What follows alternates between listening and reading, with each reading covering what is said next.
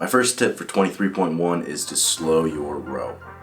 You should treat this row as a buy-in. So in other words, it shouldn't be super taxing, right? You just want to kind of get through it so you can actually get into the meat of the workout with all the other movements. Because if you break there, which everyone is going to, you can make up way more time there than by trying to row hard. So I would go a little bit conservative. That being said, here are some paces that you can think about while you're doing this.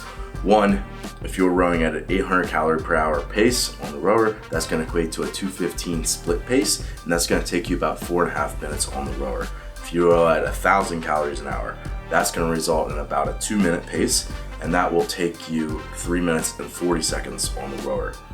If you row at 1,200 calories per hour, that's going to be about a 150 per 500 meter pace, and that is going to equate to 3 minutes on the rower. Finally, if you row at 1,400 calories an hour, that's going to mean that you're at a 143 split pace, and it's going to take you about 2 minutes and 36 seconds on the rower. So hopefully that's helpful to think about what you're thinking about your row's pace and strategy. Tips for toes to bar for 23.1. You're coming off the row. Hopefully you're not breathing too heavy that you can't get right on the bar, but you're going from hinging to hinging. So I think that's going to make breathing difficult.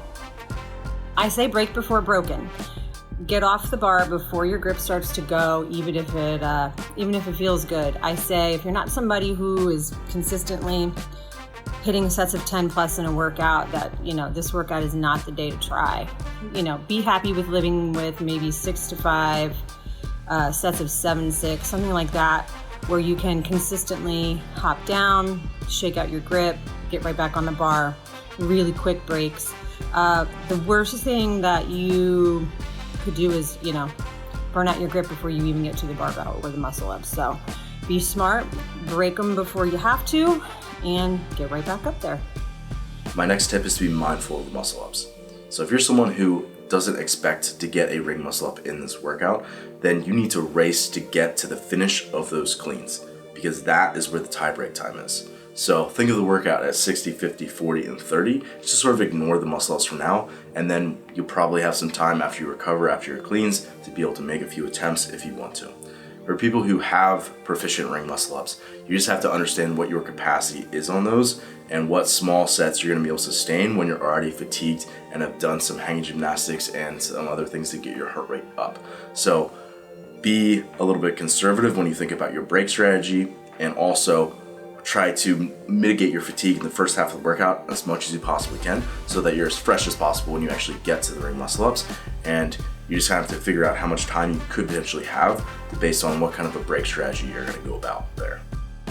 Another tip for 23.1 on the wall ball. You're definitely going to see a lot of people do these unbroken. For some of the top level athletes, 40 is pretty doable.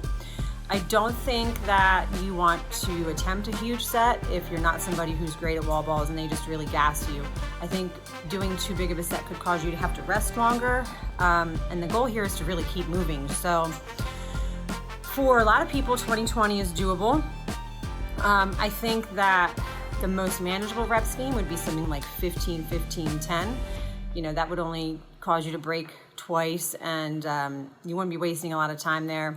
I would definitely not break them anymore into something like 10, 10, 10. I think you really need to dig deep here and make yourself hold on to that ball so that you're not taking a ton of breaks. The goal here ultimately is to get through the barbell so that you can get to the muscle ups, or if you're doing scale, get to the pull ups. So totally cool to break them up, but I would not break them up any more than sets of 3 and 4 for sure. # Team Stacy. Thanks for watching today. If you found this video helpful, be sure to share with somebody in your community who would also benefit from it.